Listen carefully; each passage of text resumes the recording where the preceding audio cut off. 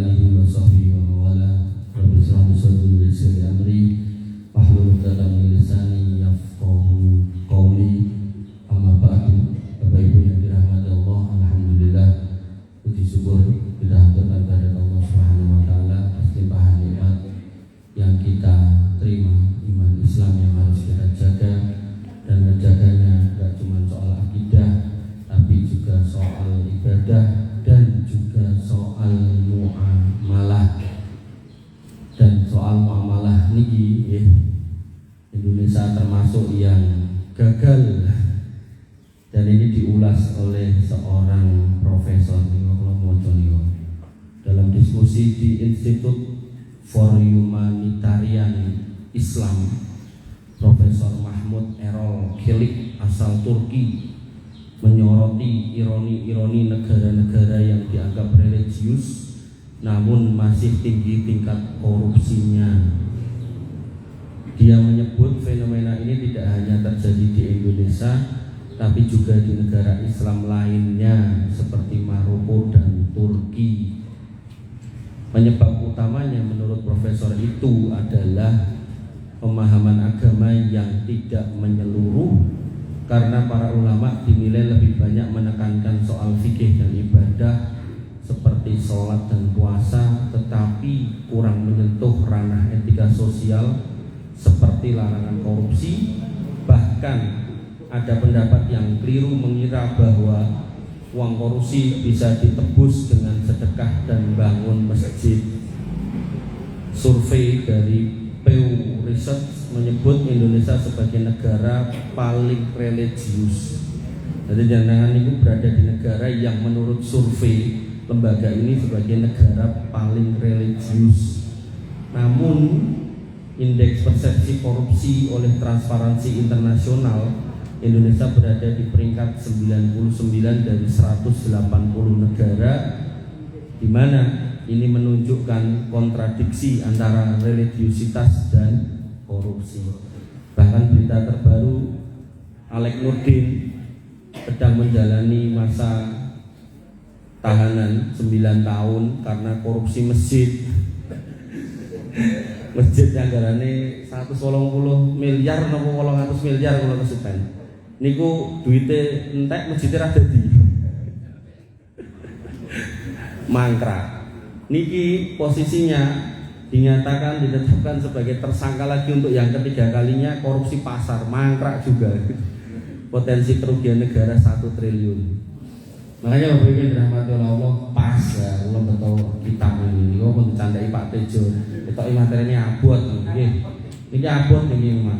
Mungkin jenengan mang golek senderan mawon, nah mungkin nek kabotan seminggu mau. Jadi memang benar apa yang dikatakan profesor tadi, bahwasanya kita itu insya Allah pun ngertos fikih sholat, fikih ini, tapi soal korupsi, nah kita masih punya pendapat. Kui kan duit mas, dudu daging babi. Nah, gitu. Dari kecil itu kita tahunya haram itu daging babi, daging anjing, walaupun sok-sokan Islam cuma halalkan juga. Terus darah, walaupun nanti Islam cuma makan sare juga sok-sok gitu kan. Terus Pak, bangkai, ayam tiren itu. Kita tahunya itu. Ternyata duit pun niku bisa lebih jelek daripada bangkai ketika akadnya salah. Makanya ini pembukaan aja saya sampaikan tentang urgensi kenapa jenengan harus punya harta yang halal. Ada sebuah kalimat yang indah yang diucapkan oleh Muhammad Al-Hasan, murid dari Imam Abu Hanifah. Pada waktu itu beliau diminta untuk menulis buku tentang zuhud tentang hidup di dunia yang tidak kedunian. Tulisan kitab kuimas gitu. Kemudian beliau menjawab, aku sudah menulis buku tentang muamalah. Kenapa kok dia disuruh nulis kitab zuhud malah nulis kitab muamalah? Karena dengan panjenengan ngertos muamalah yang benar, jenengan akan hati-hati. Karena esensi dari zuhud itu hati-hati. Kalau ini haram ndak mau, kalau ini halal baru mau. Senajan niku sanes babi, sanes sanes anjing, sanes darah, sanes bangkai. Walaupun itu duit, kayak jelas haram emoh. Bapak Ibu yang dirahmati oleh Allah Subhanahu wa taala, langsung mawon enggak selak kongen, itu selak ngantuk ya. Masya Allah. Nah, harta haram itu apa? Harta haram itu setiap harta yang didapatkan dengan jalan yang dilarang syariat. Artinya niku walaupun bentuknya duit, walaupun bentuknya mas-masan, kalau itu dilarang syariat berarti haram. Pikirin dipegang. Nah, Bapak Ibu yang dirahmati oleh Allah Subhanahu wa taala, kenapa kita harus memahami harta itu halal atau haram? Karena Nabi dan Allah Subhanahu wa taala sudah mengabarkan banyak hal. Yang pertama, Nabi bersabda, la ya'tiyanna 'alan nasi zamanun. Akan datang pada manusia satu zaman la yubalil mar'u, di mana manusia itu tidak peduli bima akhodal mal, entuk duite sangka ngendi, amin halalin amin haramin, apakah itu halal apakah itu haram, dia enggak peduli. Makanya nanti ada orang yang dinasihati, mbak wis leren ning dodolan, kata dia, walah mas wong iki dalan haram wis kurang apa meneh dadak sing halal terus piye. Dan kalimat-kalimat seperti itu banyak. Bahkan naudzubillah ada sebagian orang yang tahu nek dadi ASN niku gajine sekedhik, niku ya tetep dilakoni karena pengarep-arepe sok ben golek dalan napa korupsi niku. Wah, Masya Allah. Nah, mila ketika jenengan punya putra-putra yang dados ASN niku mang kasih tahu, "Le gajimu piro Pak, pengen ngerti ra njaluk." Ya namung 6 juta. Kuwi yo tak inget-inget yo, tak eling-eling yo. Engko kapan kowe duit 1 miliar awas yo ya. Loh, karena jelas itu haram Pak kalau enggak didapatkan dengan cara yang tidak benar. Bapak Ibu yang dirahmati oleh Allah Subhanahu wa taala, kemudian Nabi SAW mengingatkan tentang manusia-manusia yang tercela, yaitu siapa? Orang yang hidup hanya untuk mengejar harta. Beliau bersabda, ta'isa abdul dinar wa abdul dirham wa abdul khamisah. Celakalah manusia yang hidup hanya untuk menghamba uang. Apakah itu dinar, apakah dirham, apakah pakaian. Karena ada wanita yang kemudian menghamba tas. Tas motoyung.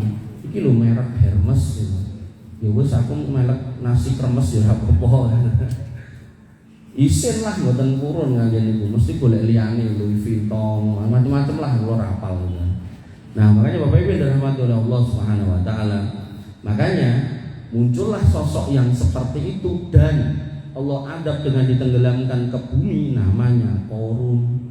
Ketika dia miskin dia taat, begitu kaya dia lupa. Ketika diingatkan dia mengatakan qala innama utituhu ala ilmin indi.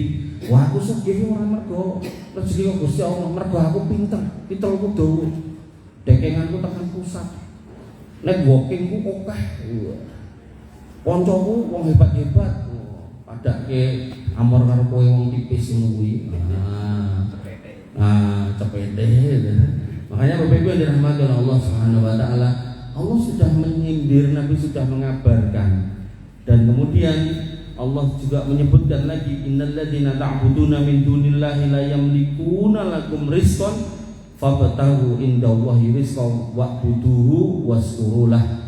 Sesungguhnya yang kamu sembah selain Allah itu tidak akan mampu memberikan rezeki kepadamu, maka mintalah rezeki itu hanya kepada Allah Subhanahu wa taala, karena rezeki itu datang dari sisi Allah, dan sembahlah Dia dan bersyukurlah.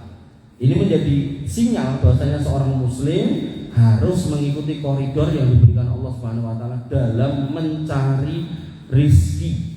Sampai Ali bin Abi Thalib pernah menegur para pedagang yang jualan di pasar ini enggak ngerti hukum fikih muamalah. Kata beliau, manit tajaro qabla ayyata faqaha fiddin faqadir tatoma firriba sumar tatoma.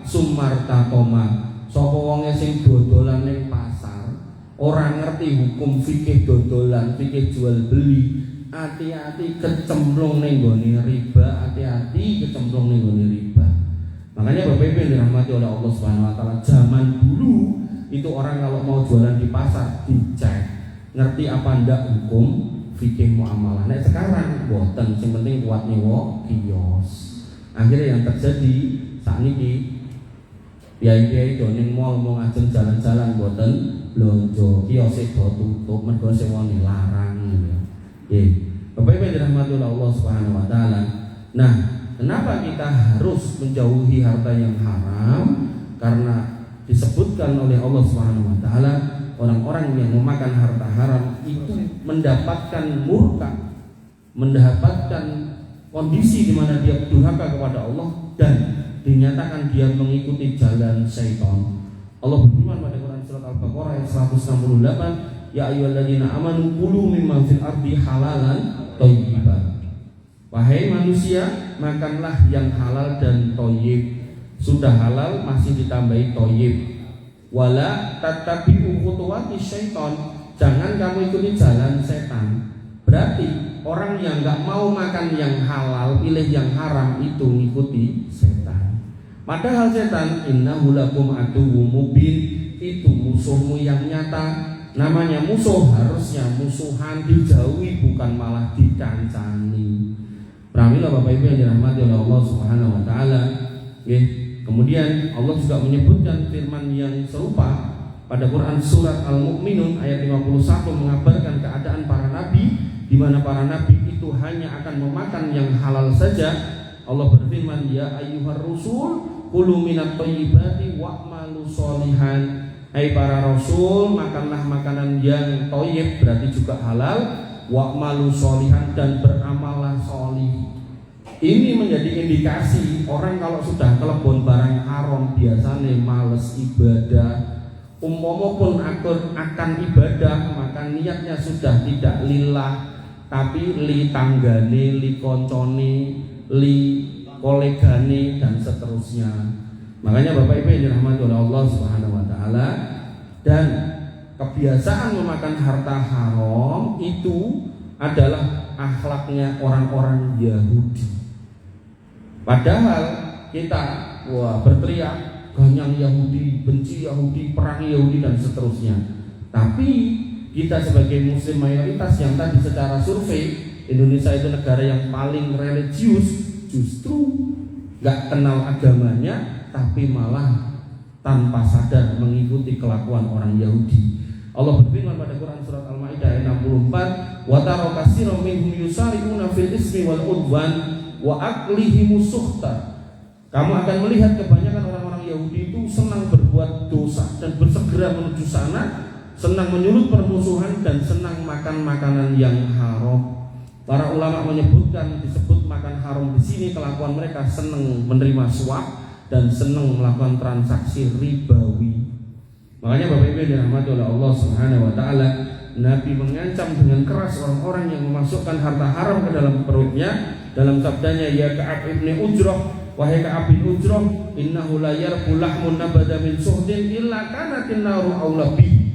Sesungguhnya tidaklah ada daging yang tumbuh dari memakan harta yang haram, maka pastilah neraka lebih berhak untuk memakannya. Dan Nabi juga mengingatkan, kalau harta yang haram digunakan untuk amal ibadah, ibadahnya nggak akan keterima. Makanya tadi dikatakan sama profesor itu, sebagian orang Islam, bahkan mungkin kebanyakannya meyakini kalau korupsi itu bisa suci dengan dibangun ke masjid atau digunakan untuk haji dan umroh. Maka dijawab oleh Nabi SAW, ayyuhan nas innallaha thayyibun la yaqbalu illa thayyiban. Wahai manusia semuanya, sesungguhnya Allah itu maha baik dan tidak akan pernah mau menerima amal ibadah dari harta yang tidak baik. Sehingga Bapak Ibu yang dirahmati oleh Allah, orang yang mengkonsumsi harta yang haram disebutkan oleh Nabi SAW, summa dzakara rajulu yutil safar as'ara as'ata aghbar. Kemudian Nabi menceritakan seorang laki-laki yang selesai dari safar yang panjang, terlihat ada bekas debu pada baju dan mukanya dan rambutnya. Ini menunjukkan indikasi kalau orang safar itu, dalam fikih itu, fikih doa, orang safar itu doanya mustajab. Ini dicirikan yang pertama, dia bekas safar, berarti dia orang yang berhak untuk berdoa dan mustajab. Kemudian yamudu yadaihi ila sama, dan dia menengadahkan tangan ke langit. Ini juga nanti dalam fikih doa disebutkan orang-orang yang berdoa dengan mengangkat tangan ke langit, maka itu juga menjadi sebab terkabulnya doa. Sudah dua. Kemudian dia berkata ya Robbi, memanggil nama Allah Rob. Maka itu juga menjadi ciri doa itu akan dikabulkan dengan memuji nama Allah. Walillahil asmaul husna fad'uhu biha. Allah itu punya nama-nama yang baik, maka berdoalah dengan menyebut itu. Dia punya 3 ciri yang harusnya ketika dia berdoa terkabul. Tapi kata Nabi apa? Wa mat'amuhu haramun, makanannya makanan haram. Wa masrabuhu haramun, dan minumannya minuman haram. Wa malbasuhu haramun, dan pakaiannya pakaian haram. Wa ghudhiya bil harami, dan kerjaannya kerjaan haram. Fa anna yustajabullah, mana mungkin dalam kondisi penuh haram hidupnya dan dirinya itu dia berdoa dikabulkan oleh Allah Subhanahu wa taala. Sehingga ketika ngapunten kita seorang muslim berdoa, niku sebenarnya kondisinya satu di antara 3. Apakah doa kita itu akan ditunda pengkabulannya? Misalnya nyuwune sakniki diparingi setahun gitu kan. Atau kemudian diganti yang lain, nyuwune motor diganti mobil misal gitu. Atau kemudian yang ketiga dijadikan celengan jenengan di akhirat. Tapi jenengan juga harus hati-hati. Jangan-jangan malah yang keempat ora kabul. Lah kenapa? Lah karena make duitnya orang lain tanpa izin, korupsi, menerima suap dan seterusnya. Bapak Ibu yang dirahmati oleh Allah Subhanahu wa taala. Sehingga dalam kalimat yang lain Ibnu Abbas menjelaskan tentang haramnya harta yang haram dan bisa membuat sholat seseorang itu ditolak. Beliau berkata, la yaqbalullaha sholata imri'in fi jawfihi haramun. Maka Allah tidak akan menerima sholat seorang yang di dalam perutnya ada makanan yang haram.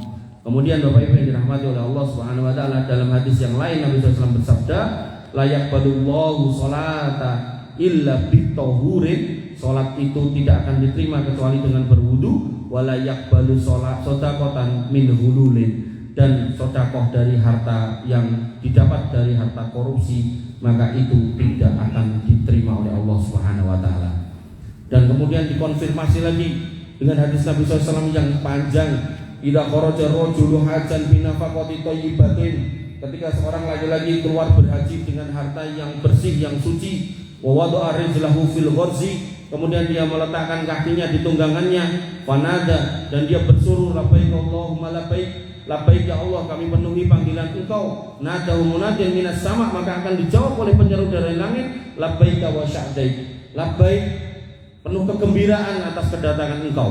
Zaduka halalun, bekalmu bekal yang halal. Wa rahilatuka halalun, dan perjalanan yang halal. Wa hajjuka mabrurun wa ma'zurun, dan hajimu haji mabrur, bukan hajinya para pendosa. Wa idza kharaja bin nafaqatil khabisah, namun apabila seorang itu keluar dengan duit yang kotor, harta korupsi, fa wada'a rijlahu fil gharzi, maka dia letakkan kakinya di tunggangannya, fanada, kemudian diseru, dia berseru labbaik Allahumma labbaik, maka nadahu munadin minas sama, maka penyeru dari langit akan menjawab la labbaik wala sya'daik, tidak ada labbaik-labbaikan dan tidak ada kegembiraan atas kedatanganmu. Zaduka haramun, bekal yang kamu bawa sampai sini bekal yang haram. Wa nafaqatuka haramun, dan sangu-sangu haram. Wa hajjuka ghairu mabrurun, dan hajimu gak akan pernah menjadi haji yang mabrur. Bapak Ibu yang dirahmati oleh Allah Subhanahu wa taala, ini menjadi konfirmasi bahwasanya harta yang haram, walaupun itu bentuknya duit, dibangunkan masjid dan seterusnya, maka tidak akan membersihkan harta itu menjadi harta yang suci untuk pelakunya. Nek dados masjid-masjid iki sholat enggak apa-apa, tapi pelakunya itu. Makanya Bapak Ibu yang dirahmati oleh Allah Subhanahu wa taala, Nabi bahkan mengabarkan hancurnya suatu bangsa, suatu negeri, bahkan umat ini dengan beberapa sebab, dan sebab yang paling depan adalah karena transaksi-transaksi haram atau hal-hal yang berbau haram dari sisi muamalah. Beliau bersabda, idza tabayyatum bil ainah, kalau manusia itu sudah senang bertransaksi secara ribawi, maka turunannya ribawi ini transaksi haram, ya berarti korupsi dan seterusnya itu, perjudian dan seterusnya itu. Kemudian wa akhadtum adnabal baqari, dan mereka giat sekali untuk mengejar-ngejar dunia, dicirikan dengan mengejar-ngejar ekor sapi. waraditum bizar'i, dan mereka giat sekali dalam pertanian sampai lupa diri, wa taraktubul jihad, baru nanti menghasilkan jiwa yang takut dan akhirnya nggak berani mati, nggak berani berjihad. Nah, cuman kebanyakan ustadz itu sosok mengelirik di belakang, kudunya depan itu dimulai dari depan. Bahwasanya kerusakan akad, kerusakan muamalah karena tidak paham atau karena paham ini nggak mau ngerti, nggak mau mempraktekkan, kemudian diiringi dengan cinta dunia yang berlebihan, menghasilkan jiwa yang takut untuk mati dalam berjuang. Nah, maka sallallahu alaikumussalam, maka umat itu akan diliputi kehinaan. Layan zi'u hatta tarji'u ila dinikum, dan itu tidak akan dicabut sampai kembali kepada agamanya. Apa itu? Memahami lagi tentang apa itu transaksi yang benar dan salah, mempraktekkan yang benar, meninggalkan yang salah, kemudian bekerja di dunia tapi tidak kedonyan, baru kemudian menggunakan apa yang didapatkan dalam konteks pekerjaan tadi untuk berjuang di jalan Allah, jihad fisabilillah sesuai makomnya masing-masing. Dan itu tidak harus kemudian perang nih, sesuai makomnya. Nek memang makom jenengan adalah menyediakan tempat-tempat kajian seperti ini, alhamdulillah ini juga sudah baik. Bapak Ibu yang dirahmati oleh Allah Subhanahu wa taala. Kemudian dalam sabda yang lain Nabi SAW menjelaskan kalimat yang mirip dengan itu, idza dhahara zina war riba fi qaryatin. Ketika zina dan riba di suatu kampung, suatu negeri, suatu bangsa sudah merajalela sedemikian rupa. Nek zaman dulu pegawai niku nek ajeng ngejokke apa niku kredit ten bank niku harus dapat ACC pimpinan. Sakniki mboten, Pak. Bank niku WA, ngirim WA. Dan dari WA niku kita tinggal oke, next, selanjutnya. Mungkin terakhirnya ngirim foto, terus bar niku tanda tangan digital, foto kanan, foto kiri, depan, belakang, seperti niku. Nah, begitu nanti biometriknya udah jalan, kadang fotonya itu dihubungin tadi ya. Ketika sudah jalan dan sudah sesuai, sudah oke ACC, niku tinggal dipilih platformnya pinten, cicilannya pinten, cair langsung nyemplung ke rekening sanggo jajan. Saat ini segampang itu. Dan itu bank loh, belum lagi yang fintech, belum lagi yang pinjol niku loh, fintech nih. Fintech niku pinjol niku fintech. Nah, pinjol niku enten kali yang ilegal dan legal. Nah, legal niki berarti dapat ACC dari OJK. Yang ilegal berarti mboten dapat. Nah, yang legal ini ada dua, yang syar'i dan mboten, yang ribawi atau yang syar'i. Yang syar'i pun harus dikritisi karena beberapa akadnya bermasalah, apalagi yang mboten syar'i, jelas rusak niku. Makanya nggih atos jenengan nek ngerti disilai HP karo KTP, ngerti nggih diparani jonpe, ditagih utang jenengan. Bapak Ibu yang dirahmati oleh Allah Subhanahu wa taala. Sehingga di sini dikatakan ketika suatu negeri itu sudah marak zina dan riba, maka faqat ahallu bi anfusihim adzaballah. Sesungguhnya masyarakatnya sendiri yang sedang mengundang adab Allah. Dan terus ketika kemudian ada adab, ada bencana besar, musibah besar, jangan salahkan siapapun, mari introspeksi diri. Bapak Ibu yang dirahmati oleh Allah Subhanahu wa taala, Quran surat Asy-Syura ayat 30 Allah berfirman, ma asabakum min musibatin fa bima kasabat aydikum wa ya'fu an katsir. Dan apa saja musibah yang menimpa kamu, maka adalah disebabkan oleh perbuatan tanganmu sendiri, dan Allah memaafkan sebagian besar dari kesalahanmu.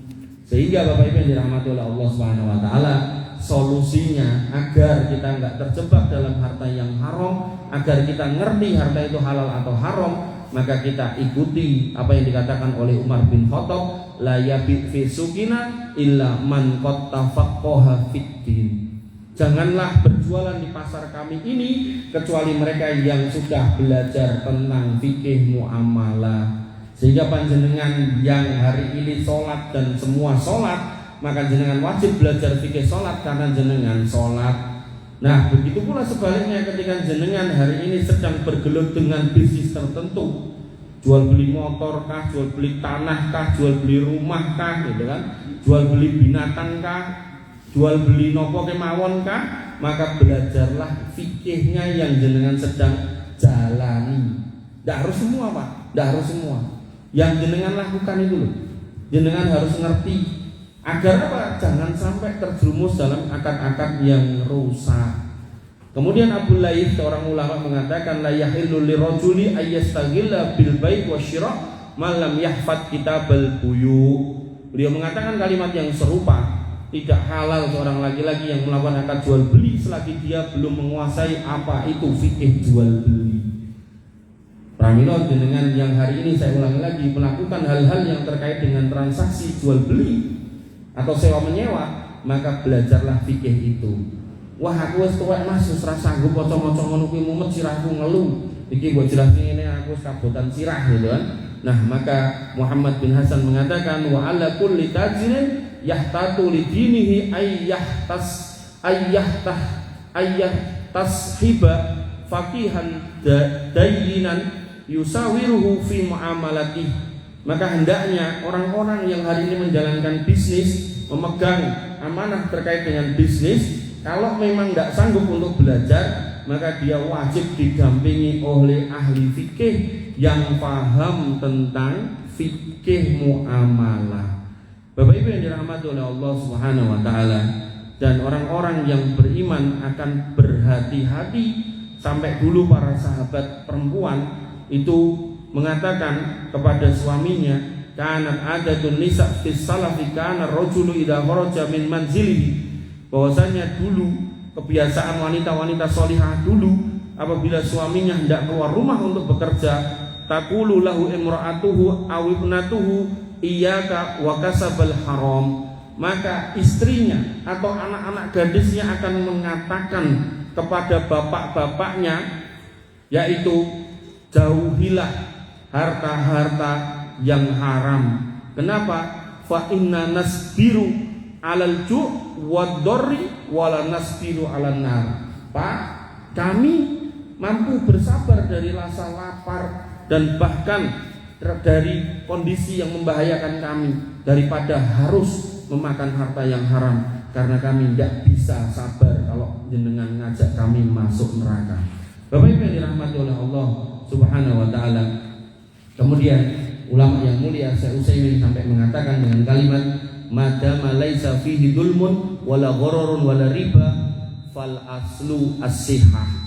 Maka selama dalam akad tidak ada unsur kedoliman, gharar dan riba, maka akad itu disebut akad yang baik, sehingga hartanya menjadi harta yang halal. Sebaliknya kalau di dalamnya ada kedoliman itu nopo, nyerobot punya orang, hak orang lain diambil, atau gharar, menipu, beli jual kucing dalam karung, jual nopo motor rusak nih ngomongnya AP, jual HP kecemplung kalen nih ngomongnya boten gitu kan, dan semisalnya, atau riba, nganai dan seterusnya, maka semua itu haram. Termasuk kedoliman adalah korupsi. Bapak Ibu yang dirahmati oleh Allah Subhanahu wa taala, Imam Syafi'i berkata, ayyakuna Allah azza wa jalla halal bai' idza kana mimma lam yanha anhu Rasulullah sallallahu alaihi wasallam. Allah menghalalkan setiap jual beli apabila tidak ada larangan dari Nabi sallallahu alaihi wasallam. Sehingga nanti kaidahnya Bapak Ibu yang dirahmati oleh Allah Subhanahu wa taala, al aslu fil muamalah al ibahah. Hukum asalnya dalam mencari duit itu sebenarnya dengan cara apapun boleh, illa madala dalil ala tahrimiha, kecuali kalau jenengan ketemu dalil yang melarangnya, maka di situ jenengan tidak boleh menabraknya. Nah, artinya kita mau kerja apapun, hukum asalnya boleh. Contoh, misal kerja jadi security boleh, tapi nek security diskotik nggak boleh. Mau kerja jadi sopir boleh, tapi nek nyopiri Cium Begonang sampai Jakarta Barat nggak boleh.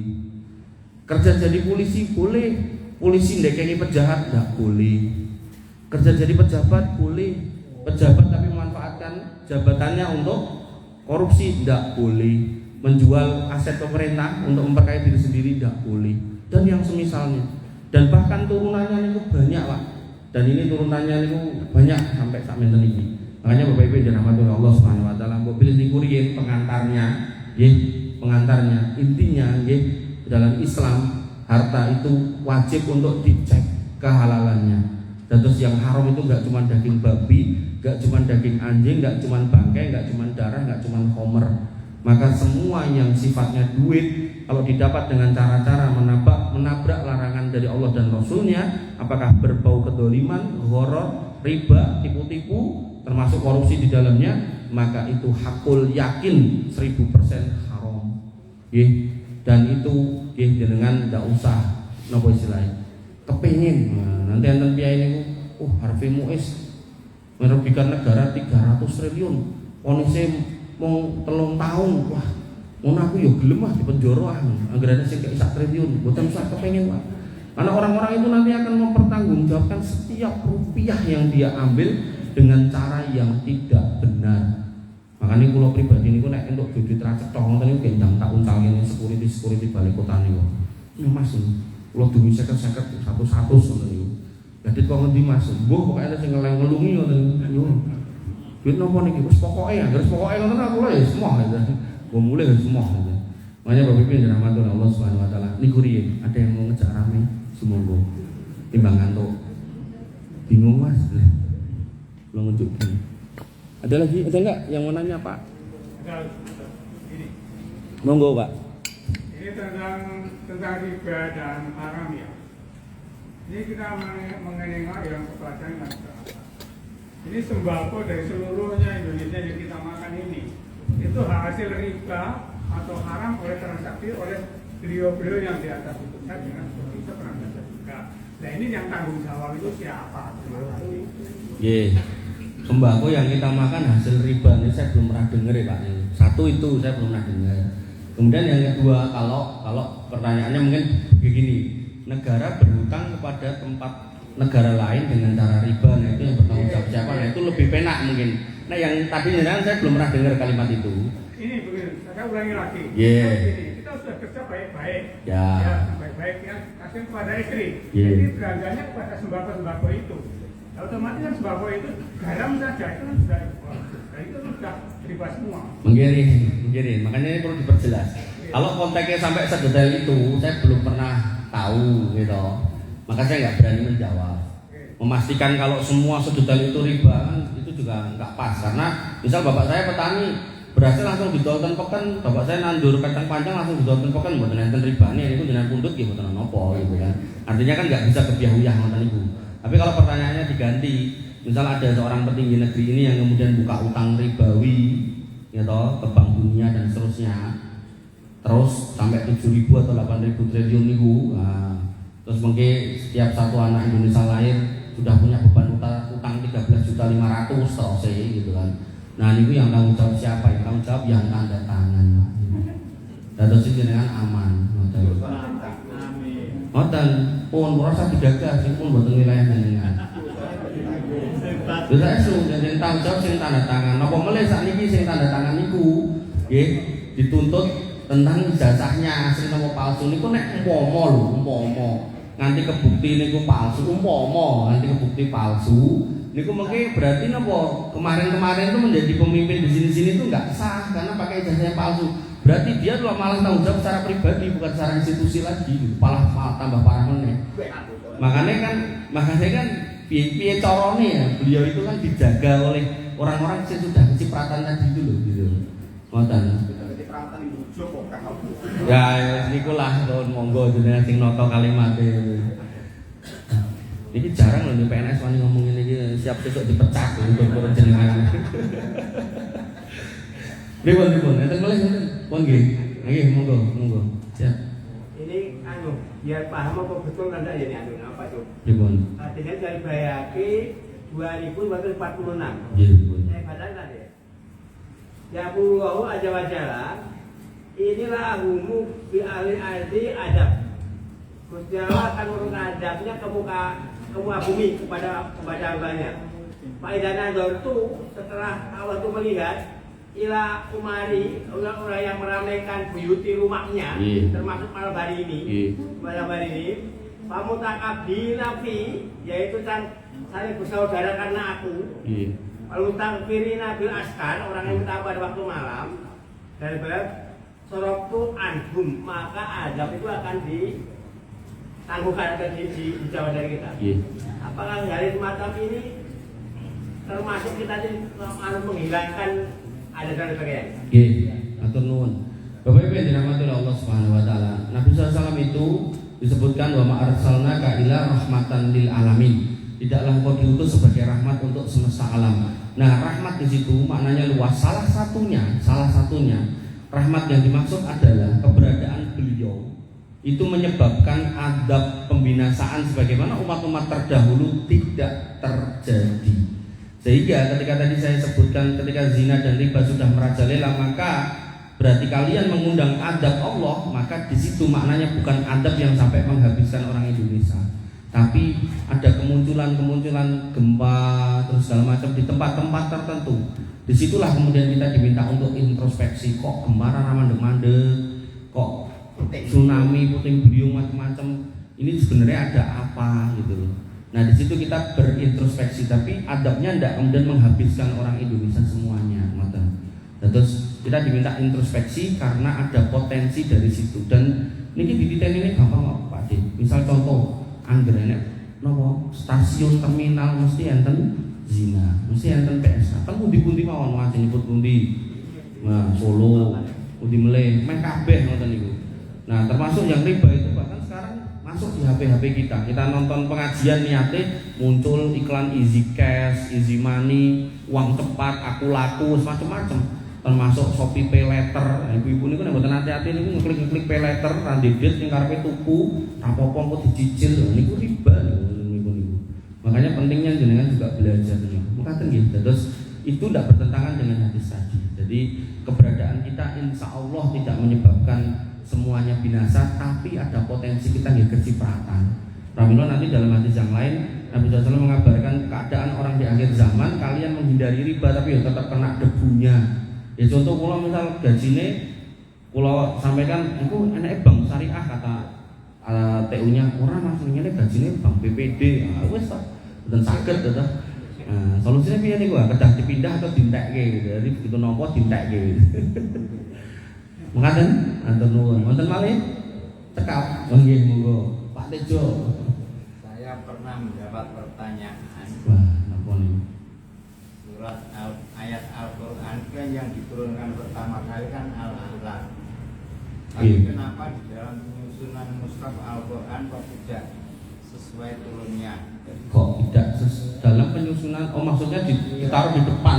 Ya. Oh, nggih. Terus ngeten, intinya ini berarti mboten ngomongke muamalah nih, ngomongke Al-Qur'an nggih. Terus intinya pada waktu Quran itu disusun, nggih, Quran itu disepakati oleh para sahabat susunannya ngoten niku. Dan para sahabat yang menyepakati itu mereka pernah ketemu Nabi dan pernah melafalkan, membacakan.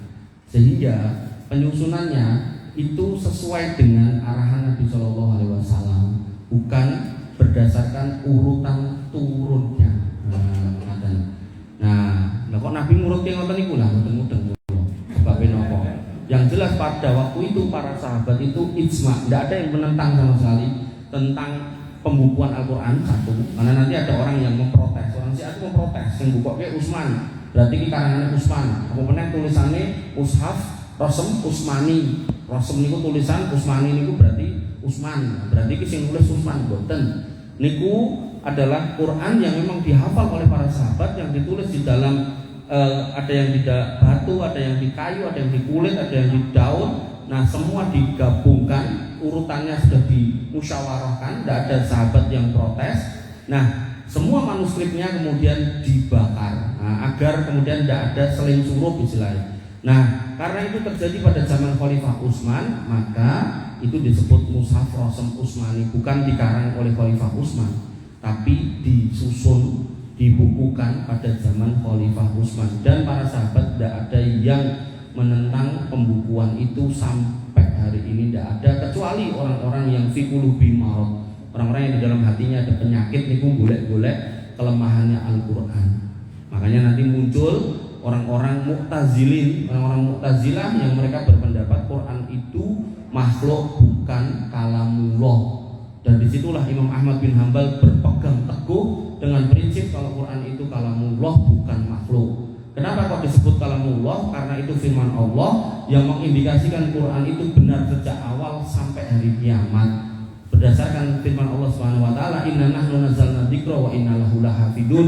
Kamilah yang menurunkan Al-Qur'an sebagai peringatan buat kalian dan kami yang akan menjaga menjaganya. Nah, adapun ketika disebut Quran itu makhluk, maka berarti Quran itu ada kekurangan, ada kesalahan dan seterusnya.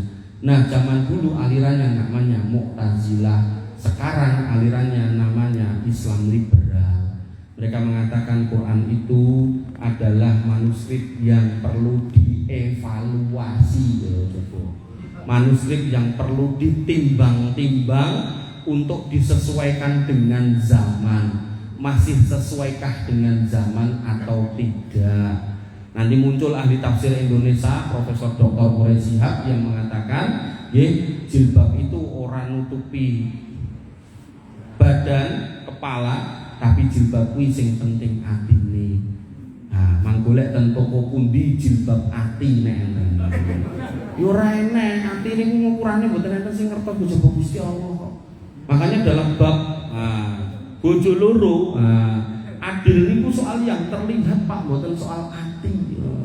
Makanya kalau syariat jilbab kok dibahasake jilbab ati lah, piye nang jilbab ati? Tidak ada Pak, tidak ada. Makanya itu pemahaman yang tidak pernah muncul dari para sahabat, para tabiin, bahkan Imam Madzhab 4 pun nggak pernah muncul. Makanya sampai hari ini anaknya pun gede tua ya tetap ragu dunga. Ya, dan dia mengatakan seperti itu, melafadzkan apa yang disampaikan bapaknya, naudzubillah gitu. Makanya jenengan yang punya kitab tafsirnya memang terserah mengapa ya, terserah dibuka.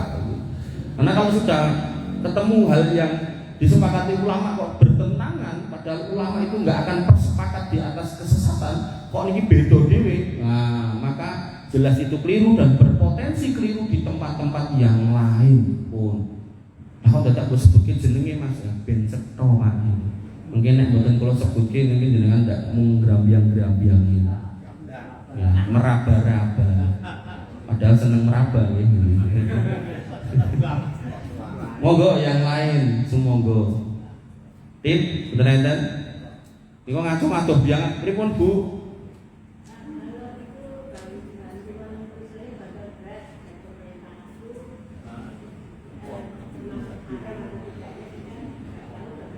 Loh, enggak apa-apa Bu. Tadi kan hukum asalnya, kalau asalnya dari riba kan yang tahu jawab mereka. Nek kita dibantu enggak ada masalah. Nah, terus misalnya misal dengan gadah tatanggi tukang main bar menang terus syukuran deh ngekei duit putra jenengan enggak apa-apa. Enggak terus duitnya jadi haram untuk dia. Orang sing dikasih enggak apa-apa. Apalagi yang dikasih orangnya butuh gitu kan, orang membutuhkan enggak apa-apa. Terus kalau ada bantuan pemerintah dan seterusnya enggak apa-apa. Jadi enggak usah berpikir yang sedalam Bapak tadi gitu kan. Niku takaluf niku terlalu membebani niku.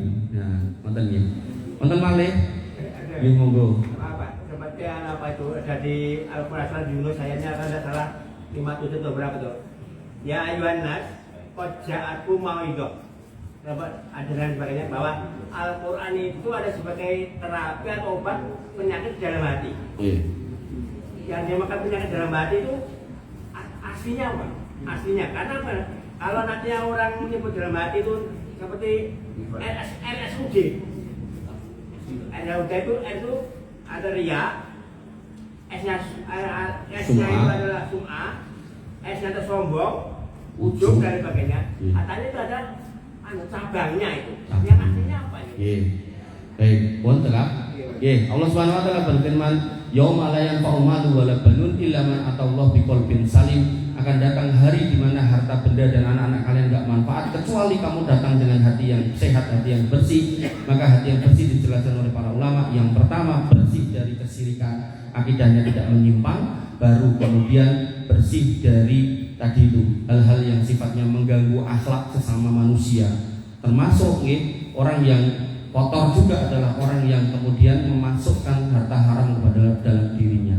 Intinya ya kan, syariat itu ada banyak. Dimulai dari akidah, ini dalam kitab Minhajul Muslim itu akidah, kemudian ada akhlak, ada kemudian fikih, kemudian ada muamalah, kemudian ada hukum pidana. Maka seorang muslim itu harus mengecek di mana dia bergerak dalam hidup. Ketika dia sebagai seorang muslim berakidah, maka dia harus belajar akidah yang lurus. Ketika dia seorang muslim berinteraksi dengan orang, ketemu orang, maka dia harus berakhlak sesuai akhlak yang benar. ketika seorang muslim beribadah kepada Allah maka dia harus ngerti fikihnya sesuai ibadahnya. Artinya nek kita semua sholat berarti harus belajar fikih sholat. Karena nanti enten piye sholat ini ngeten Pak. Allahu Akbar niki pun bener. Enten sing ngeten pun bener. Nah, begitu balik kene niku jane ngeten tak pun cukup niku diubengke sik. Niku sampai sepuh niku nglakoni ngoten niku. Kula nganti ajeng ngeleke ra tegel gitu kan. Menunggu waktu, menunggu saat, ndak kleru ngomong. Ndak boten napa istilahnya, boten nyampe yang saya sampaikan tapi malah anyel sing enek gitu loh. Makanya jane niku kula entosi niku momen ngoten niku. Ning piyaine sakniki boten rawuh gitu kan. Diubengke ngoten niku. Nah niku klentu. Makanya dalam fikih niku nanti ada khilafiyah yang memang ada dalil dan berbeda. Tapi ada yang berbeda tapi nggak punya dalil, yaitu ngawuriyah. Nah makanya Bapak Ibu yang dirahmati Allah, qalbin salim itu berarti akidahnya bener, akhlaknya sae, muamalahnya baik, ibadahnya lurus sesuai sunnah. Nah itulah qalbin salim. Jadi orang yang selamat dari itu semua, termasuk urusan hati yang RSUD tadi leres nih ya. Makanya nah Allah mengingatkan udkhulu fis silmi kafah. Masuk Islam itu yang total. Nah total itu nggih boten kedah jenengan terus dados ulama danten boten. Maksudnya nggih jenengan pengawasan ngerti sithik diamalke sithik diamalke sithik diamalke. Nah ittaqullah masata'tum kok ya urung sempet kenal Islam semuanya kok Allah sudah mengambil, maka insya Allah itu sudah menjadi kematian yang baik. Pramila majelis ilmu niku ampun jenengan tinggalkan. Walaupun mungkin nanti di majelis ilmu itu jenengan akan mendengar sesuatu sing marai kuping panas. Wah, iki nek ngene iki carane aku ya ora iso no dadi pegawai kelurahan. Lho lha piye Pak? Lah gawene aku nyungkili kotak sumbangan kaya sing seikhlasé niku lho. Wah, niku nek ngurus KTP kan gratis, tapi dhek nek kotake seikhlasnya ngono. Alhamdulillah itu. Enten kelurahan sing terus enten. Niku nek nyemplungine 2000, wah niku pegawene meneng bae, tapi begitu enek sing nyemplung 50.000, plung, langsung jikok jiting Pak ngarepe enek kulute pucuke niku. Pantongi mlayu, naudzubillah. Kreatif tapi yo salah. Lurah yen kula KTP kula terus jaten, ini lebih cekel jaksa. Boro-boro ngedol lemah bengkok. Nek lemah bengkok dadake kios terus didol, kantongi gitu kan. Nah, ya itulah. Oke. Dan bahkan saya mirnya nggak cuma lemah bengkok, sampai duit sampah iuran 10.000 niku dhek sing 3.000 nggo aku. Jadi nek pejabat dhuwur niku korupsine tower, aspal, macam-macam. Pejabat rendah niku sampah, duit sampah. Mungkin duit resik-resik kaleng. Nah, ubillah nih, ampun. Saestu niku mboten barokah saestu pun. Mboten barokah mboten saya. Pun mending ora korupsi ning sugih daripada wis korupsi ra duit. Wah, loro-loronan aduh wis cilaka. Wonten malih cekap. Kalau cukup kita nggih monggo. Tadi seperti apa yang saya sampaikan tentang kembalinya iktidar. Itu kalau ada saya pernah baca tapi saya lupa tempatnya. Itu adalah kembali semula. Kembali semula dalam arti gini atau akhirnya. Nggih. Kembali semula itu. Nggih, matur nuwun. Dan saya menyusun materi beberapa kitab fikih sholat saya jadikan satu terus saya sampaikan. Dan akhirnya terlihatlah di situ bahwasanya memang itu khilafiyah. Wow. Sehingga memang disitulah khilafiyah. Ada ulama yang berpendapat kembali semula setelah takbiratul ihram Allahu Akbar. Maka begitu sami Allahu liman hamidah kembali ke situ. Ada ulama yang seperti itu, madzhab Hambali sering seperti itu. Ada juga ulama yang Syafi'iyah melepaskan ke bawah. Pramila niku khilafiyah, ndak apa-apa, mboten sah digawe rame. Wonten malih setunggal malih mboten? Mboten. Mboten Kak. Nggih, Bapak Ibu yang dirahmati oleh Allah, nggih kita tutup dengan doa panjenengan aminkan. Pelajaran kita malam hari ini adalah kita menjaga diri kita dari harta-harta yang haram karena enggak akan memberkahi hidup kita, apalagi di akhirat nanti kita akan bertanggung jawab. Dan kita berdoa semoga Allah jauhkan kita dari semua hal-hal yang haram, khususnya harta yang haram tadi. Bismillahirrahmanirrahim. Alhamdulillahirabbil alamin. Hamdan sajidan hamdan naimin. Hamdan yuafi ni'amahu yukafi mazidah. Ya Rabbana lakal hamdu kama yanbaghi li jalalika wa 'azimi sultani. Rabbana lakal hamdu anta nurus samawati wal ardi wa man fina wa lakal hamdu la ilaha illa anta subhanaka inna kunna minadh dhalimin wa illam taghfir lana wa tarhamna lanakunanna minal khasirin. Allahumma ighfir lil muslimina wal muslimat wal mu'minina wal mu'minat al ahya'i minhum wal amwat innaka sami'un qaribun mujibud da'wat wa ya qadir hajat. Rabbana zalamna anfusana wa illam taghfir lana wa tarhamna lanakunanna minal khasirin. Rabbana ighfir lana dzunubana wa li ikhwanina alladziina sabaquna bil iman wa la taj'al fi qulubina ghillan lil ladziina amanu rabbana innaka ra'ufur rahim. Rabbana ighfir lana dzunubana wa kaffir 'anna sayyi'atina wa tawaffana ma'al abrar. Rabbana ighfir lana dzunubana wa liwalidina warhamhum kama rabbawna shighara. Allahumma ighfir lahum warhamhum wa'afihim wa'fu anhum wa akrim nuzulahum wa wasi' madkhalahum waghsilhum bil ma'i wasalji wal barad. Allahumma taqabbal minna siyamana wa qiyamana wa ruku'ana wa sujudana wa takhassu'ana wa tadarru'ana. La ilaha illa anta subhanaka inna kunna minadh dhalimin wa illam taghfir lana wa tarhamna lanakunanna minal khasirin. Allahumma inna nas'aluka al-huda wa tuqa wal 'afafa wal ghina. Allahumma inna nas'aluka ilman nafi'an wa rizqan thayyiban wa 'amalan mutaqabbalan maqbulan. Ya arhamar rahimin irhamna faghfir lana ma qaddamna wa ma akharna wa ma a'lanna wa ma asrarna wa ma anta 'alamu bihi minna. La ilaha illa anta subhanaka inna kunna minadh dhalimin wa illam taghfir lana wa tarhamna lanakunanna minal khasirin. Rabbana hab lana min azwajina wa dhurriyyatina qurrata a'yun waj'alna lil muttaqina imama waj'alna lil muttaqina imama. Allahumma ja'alna muqimina shalah wa min dhurriyyatina rabbana wa taqabbal du'a. Allahumma ja'al hadzal baladan aminan mutma'innan warzuq ahlahu minas samarati waj'alna wa banina an na'budal asnam. Allahumma aminna fi awtanina wa aslih a'immatana wa ulata umurina. Allahumma aslih auladana wa aslih asatidana ya arhamar rahimin irhamna. Allahumma inna nas'aluka al-jannah wa na'udzubika minan nar. Allahumma inna nas'aluka ridhaka wal jannah wa na'udzubika min sakhatika wan nar. Allahumma inna nas'aluka al-jannah wa ma qarraba ilaiha min qawli wa amal wa na'udzubika minan nar wa ma qarraba ilaiha min qawli wa amal. Ya hayyu ya qayyum bi rahmatika nastaghits aslih lana sa'nana kullahu wa la taqilna ila anfusina tarfata 'ain. Ya ghaniyyu ya hamid. Allahumma qina bi halalika an haramik wa aghnina bi fadlika amman siwaka ya ghaniyyu ya hamid. Allahumma aksir amwalana wa aksir auladana wa aksir auladana wa barik lana fima a'taitana ya ghaniyyu ya hamid. Allahumma ya muqallibal qulub tsabbit qulubana ala dinik wa ya musarrifal qulub sarrif qulubana ila ta'atik. Allahumma ihdina siratal mustaqim siratal ladzina an'amta 'alaihim ghairil maghdubi 'alaihim waladdallin amin. Rabbana atina min ladunka rahmah wa hayyi' lana min amrina rasada. Rabbana atina ma wa'adtana 'ala rusulika wa la tukhzina yaumal qiyamah innaka antas sami'ud du'a innaka la tukhliful mi'ad. Rabbana atina fid dunya hasanah wa fil akhirati hasanah wa qina adzabannar wa qina adzabannar wa qina adzabannar. Wa akhiru da'wana alhamdulillahi rabbil alamin wa sallallahu ala nabiyyina Muhammadin wa ala alihi wa sahbihi wa sallim ajma'in. Akhiru kalam subhanakallahumma bihamdika asyhadu an la ilaha illa anta astaghfiruka wa atubu ilaik. Assalamualaikum warahmatullahi wabarakatuh.